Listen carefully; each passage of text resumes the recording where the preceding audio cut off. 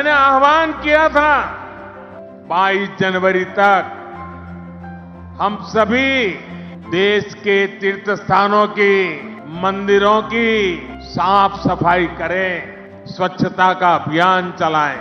देखिए कि gulf states वगैरह भी हैं जो कि इसमें मदद कर रही हैं, तो ये एक इंटरनेशनल साजिश है कि राम मंदिर में प्राण प्रतिष्ठा के पावन अवसर के निमित्त देश के सभी मंदिरों में, सभी तीर्थ क्षेत्रों में स्वच्छता अभियान चलाएं, अपना श्रमदान करें। प्रधानमंत्री आज महाराष्ट्र के दौरे पर हैं। वो नासिक पहुंचे। सबसे पहले नासिक में प्रधानमंत्री ने रोड शो किया। इस रोड शो को देखने के लिए भारी संख्या में लोग इकट्ठा हुए थे और इसके बाद प्रधानमंत्री पहुंचे कालाराम मंदिर। आते हैं, भारत को अनदेखा किया नहीं जा सकता। भारत इस हिस्से का दुनिया का विश्व गुरु है, इसको कहने में कोई हमें लाग लपेट नहीं रखना चाहिए।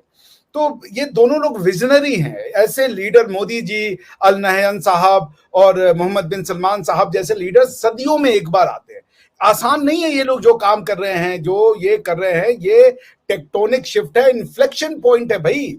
और मैं तो आज मुझे कालाराम मंदिर में दर्शन करने का, मंदिर परिसर में सफाई करने का सौभाग्य मिला है। मैं देशवासियों से फिर अपना आग्रह दोहराऊंगा।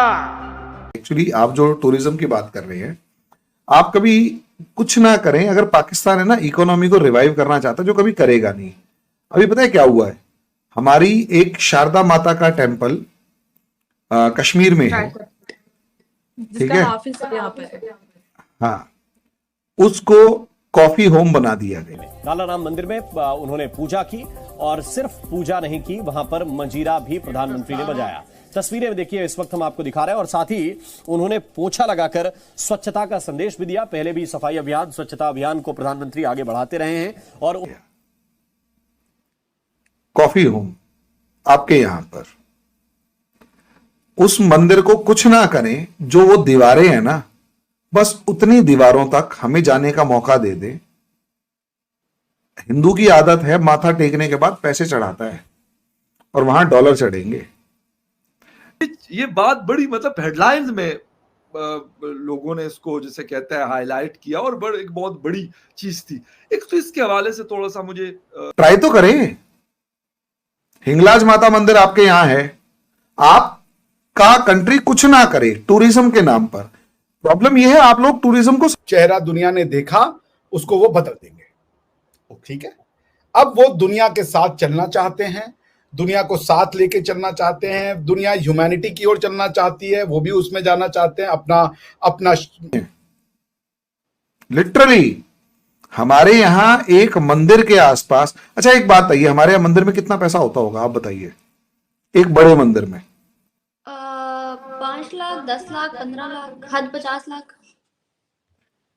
एक पद्मनाभ स्वामी मंदिर के जो सर मैंने पता नहीं कहाँ से सुना था, मुझे वो मतलब पिक्चर मेरे जहन में पूरी नहीं आ रही है। मैंने सुना है कि जो ये इंडिया में टेम्पल्स हैं, उनकी तहों में गोल्ड पड़ा होता है। उनकी तहों में, मतलब उनके बेसमेंट्स में पूरी पूरी जगह वो गोल्ड से भरी होती है। तभी तो इंडिया को सोने की चिड़िया कहा जाता है। कभी आप लोगों को मौका मिले ना, तो इंडिया आए और इंडिया आकर तिरुपति बालाजी मंदिर होके आए, और ये साउथ के, तो वहां आपको एक तालाब मिलेगा। वो हमारी मन्नत जो भी पूरी होती है, तो उसमें हम कुछ ना कुछ गिफ्ट दे के आते हैं, मतलब चढ़ा के आते हैं। तो वहां आपको दिखेगा हाथों के मोटे कड़े, चेन्स, और जो भी उस टाइम पर होता है वो सारा उसमें डाल दिया जाता है। ठीक है, आप कभी वैष्णो देवी मंदिर जाएं तो वहां पर एक जो दान पात्र होता है, उसमें आपको नोट कम और गोल्ड ज्यादा मिलेगा। We use to donate gold. वो चोरी नहीं होता क्या?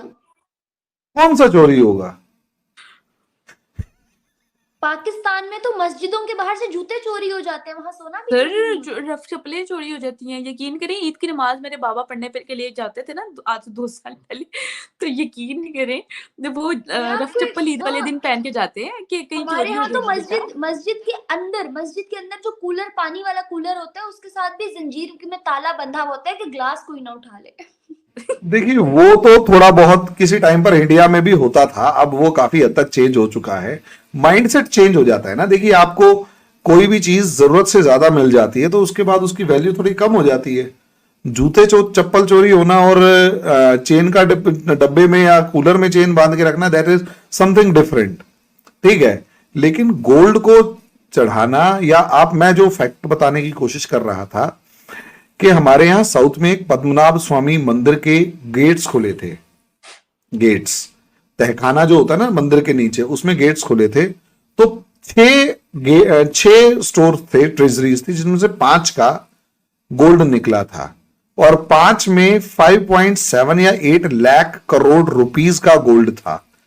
5.7 या 5.8 लाख करोड़ रुपीस का गोल्ड सिर्फ एक टेंपल से था, सिर्फ एक टेंपल से। और वो जो इतना गोल्ड था वो आपकी पूरी पाकिस्तान की इकोनॉमी का, गवर्नमेंट मतलब पूरी इकोनॉमी से ज्यादा है वो, सिर्फ एक मंदिर में। वो एक मीम है, ए देना, ए रे देना। अब उसके बाद अगर आप हमारा तिरुपति, घर यहाँ पर आरजू मैम की एक बात को कोट करूंगी। वो उन्होंने एक ट्वीट किया था और वो कह रही थी कि दादाजी ने वॉट लगा दी। तो मैं भी यहीं पे कहूंगी, दादाजी ने वॉट लगा दी। तो आप इस चीज को समझिए। अगर आप इस चीज को देखेंगे, हमारे यहाँ तिरुपति बालाजी हो गया, शिरडी साईं बाबा हो गए, पुरी टेम्पल हो गए। अब अच्छा एक बात है, अयोध्या टेम्पल है, अयोध्या के अंदर मंदिर बना है। इनका रेवेन्यू एस्टिमेटेड अमाउंट जो था वो अप्रोक्सीमेट 1000 करोड़ रुपीस लगना था एक टेम्पल में। कि एक मंदिर बनाने में 1000 करोड़ रुपीस हम लगाने वाले थे, यानी पाकिस्तानी रुपये में कन्वर्ट करें तो आज के हिसाब से 3000 करोड़ रुपीस। लोगों से कहा दान दो, लोगों ने दान देना शुरू किया। कितना इकट्ठा हुआ होगा? 2500 करोड़ रुपीस तो कुछ दिन में, 2-3 दिन में इकट्ठे हो गए थे। और उसके बाद गवर्नमेंट ने, मतलब जो ट्रस्ट है, उसने साफ मना कर दिया कि देखो अब हमें पैसे की जरूरत नहीं है, होगी तो हम बता देंगे, अभी पहले जरूरत से ही बहुत ज्यादा आ गया, इसको हैंडल करने दो पहले। आप इससे अंदाजा लगाइए, temple is an economy here. Temple economy को समझिए। टेम्पल इकोनॉमी हमारे यहां एक एक शहर में एक एक मंदिर जो होता है उसके आसपास 10-10, 20-20 हजार लोगों को एम्प्लॉयमेंट मिलता है, रोजगार मिलता है। और वो जो 20-20 और उसके बाद पैसा जो बाहर खर्च होता है, जो मंदिर में खर्च होता है, दोनों अलग है। और इतना, अब इससे अंदाजा लगाइए, हमारे यहां हम कुछ भी कमाएंगे, जैसे आपके यहां होता है ना जकात, आपके यहां तो जकात पता नहीं कितनी देते हैं, बहुत फ्रैक्शन अमाउंट होता है। हमारे यहां जो अपनी इच्छा से, स्वेच्छा से पैसा दिया जाता है, टोटल इनकम का 10% हम लोग मंदिरों में चढ़ाते हैं, दान कर देंगे, गरीब बच्चों की शादी करवा देंगे, खाना पीना खिला देंगे, कुछ भी करेंगे। अप्रोक्सीमेट 10%, जो भी थोड़ा सा ठीक होता है। 10% का मतलब आप सोचकर देखिए कि कितना हो जाता है मंदिरों के अंदर। सोचिए, ये अमाउंट इसलिए नहीं है कि हम, मतलब ये नियत है कि ठीक है यार, और उससे इकोनॉमी घूमती है। छोटा भी अगर ठीक ठाक मंदिर भी है तो भी कम से कम आपको 100-200 बंदों को रोजगार देता हुआ मिलेगा। और अगर वो बड़ा मंदिर है, जैसे अगर हम अयोध्या मंदिर की बात कर रहे हैं, वहां कम से कम 1 लाख से ज्यादा लोगों को एम्प्लॉयमेंट मिलता है। अब एक मंदिर जिसे आप सिर्फ एक मंदिर कह रहे हैं, वो अगर 1 लाख। जय हिंद दोस्तों, स्वागत है आपका इंडिया पाकिस्तान न्यूज़ चैनल में। तो दोस्तों, जैसे कि आपने वीडियो में देखा, आइए जानते हैं वीडियो के बारे में। प्रधानमंत्री नरेंद्र मोदी ने राम मंदिर के प्राण प्रतिष्ठा समारोह से पहले शुक्रवार को नासिक के धाम पंचवटी से 11 दिन का विशेष अनुष्ठान शुरू किया। पीएम ने कहा, मैं भावुक हूँ, भाव विह्वल हूँ, जिसने स्वप्न को अनेक पीढ़ियों ने वर्षों तक एक संकल्प की तरह अपने हृदय में जिया, उन्हें साकार होते हुए देखना सौभाग्य मिला है।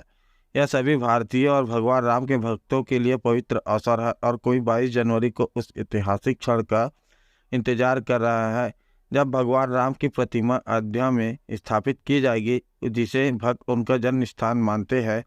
प्रभु ने मुझे प्राण प्रतिष्ठा के दौरान सभी भारतीयों का प्रतिनिधित्व करने का निमित्त बनाया है। इसे ध्यान में रखते हुए मैं 11 दिन का विशेष अनुष्ठान शुरू कर रहा हूँ।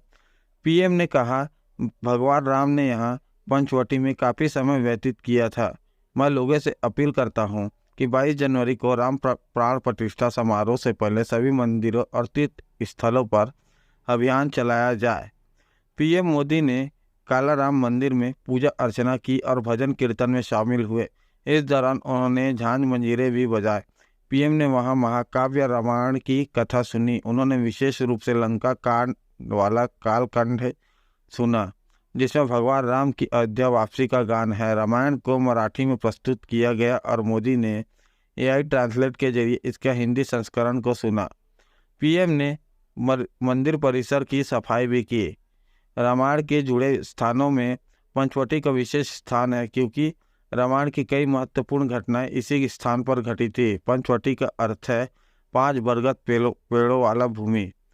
भगवान राम ने यहाँ अपनी कुटिया स्थापित की थी, क्योंकि 5 बरगद के पेड़ों की उपस्थिति इस क्षेत्र को शुभ बना देती है।